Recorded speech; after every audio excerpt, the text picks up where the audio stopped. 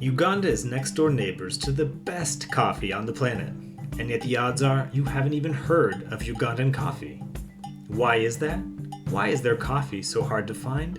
And what would it take to change all that? We'll find out. Today we're sharing 5 unbelievable Ugandan coffee facts. Let's kick it off with Ugandan coffee fact number 1. Uganda has the 3rd best coffee in the world.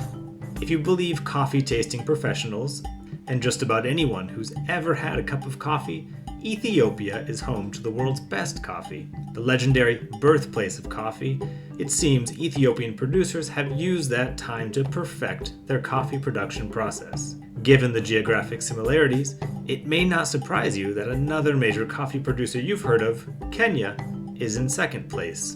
In 3rd, in beating out coffee powerhouses like Colombia, Honduras, and Guatemala, Uganda. So why haven't you tried it before? That brings us to Ugandan coffee fact number 2. Uganda exports the most coffee in Africa. Coffee exports are measured in 60 kilogram bags, and for 2021, Uganda exported 6.26 million bags, putting them ahead of Ethiopia, the world standard for coffee, more than Kenya, more than Rwanda, and more than Tanzania. All places whose coffee you've probably tried and enjoyed. But as anyone who's ever been to McDonald's knows, quantity doesn't necessarily mean quality. So we've seen that Uganda has coffee quality, 3rd place, and quantity, 1st place in Africa. So what do Ugandans think about coffee? That takes us to Ugandan coffee fact number 3. Ugandans drink almost none of their coffee. On a research trip last year on coffee tourism in Uganda, we encountered these Uganda coffee anecdotes and then we got the facts to back them up. Ethiopia actually produces more coffee than Uganda. Wait, but I just said Uganda exports more coffee. How can that be true?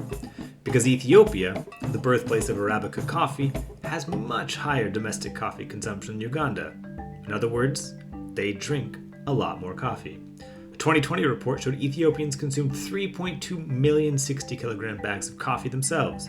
By comparison, Uganda consumed just 244,000 bags, less than 8% of Ethiopia's total. And as of now, current domestic consumption for coffee in Uganda currently stands at just 5%. So, what do the disconnect between coffee consumption and coffee popularity have to do with each other?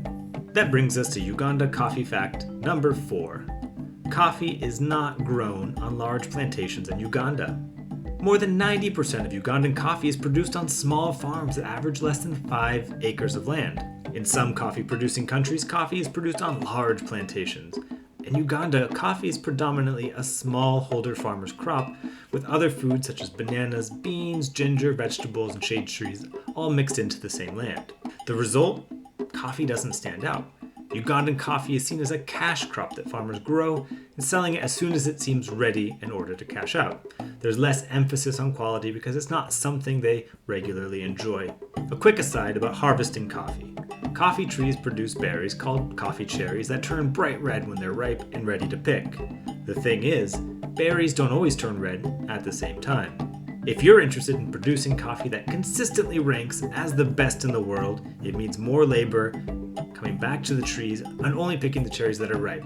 If you're interested in making a little bit of money today, you'll take all the cherries at once, even if some are still yellow or green, and sell them all, without experiencing the difference in quality between coffee brewed from ripe cherries versus coffee brewed from unripe cherries. Justifying all that extra work is hard to do.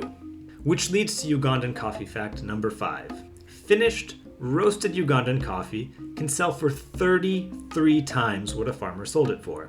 In Uganda, Arabica coffee can sell for about $1.68 per kilo. At 250 grams, or roughly an 8-ounce bag, as is the standard in Europe and the US, that's just 42 cents.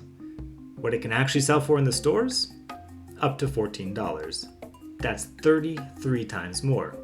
While that's a shocking number, the truth might be more surprising. Farmers aren't making more because for the most part the quality isn't there.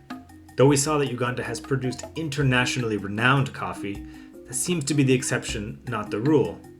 So how can they make more money? There are 3 promising ideas. One is to improve the quality. To improve the quality, it helps to understand the basic categories of coffee farming in Uganda. First, there's subsistence or traditional farming, which includes basic practices, employs families. There's improved, which has more inputs and good agricultural practices, including some pest management, but not too much. And recommended, which is an even higher standard. There are, of course, also commercial coffee plantations, which are coffee on estates of 50 acres or more, where coffee is the only crop grown. To break it down in terms of money, at the traditional level, or most basic level, a farmer could expect $345 an acre for Arabica coffee.